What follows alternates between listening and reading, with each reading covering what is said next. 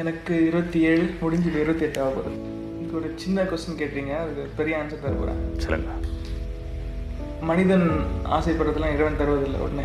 அதனால் இப்போ வந்து யாராவது உங்கள் எதிர்காலத்தை பற்றி நீங்கள் என்ன யோசிக்கிறீங்க அப்படின்னு கேட்டால், என் எதிர்காலம் இறைவனிடம் இருக்குதுன்னு சொல்கிறேன். அதே மாதிரி தான் அந்த சமயத்தில் வந்து நான் சினிமா வேர்ல்டில் வந்து கீபோர்ட் பிளேயர் அண்ட் கிட்டத்தட்ட 15 வருஷம் சின்ன வயசுல வாசிச்சுட்டுருக்கேன். அதனால் ஒரு சினிமா மேலே ஒரு விரக்தி வந்துச்சு. இதுதான் டெய்லி அதே தான் வாசிச்சுட்டுருக்கோம். காலையிலலாம் டங்கு டக்கா, சாயந்தரம் வேணால் அதே மாதிரி. இதை விட்டுட்டு போனோம். இதுதான் எதுக்கு நம்ம ஒரு லைஃப் லீட் பண்ணுறோன்றது புரியல எனக்கு. அந்த டைமில் அதிகம் வெரி ரிலீஜியஸ், கடவுள் பக்தி ஜாஸ்தி ஆயிடுச்சு. அதனால்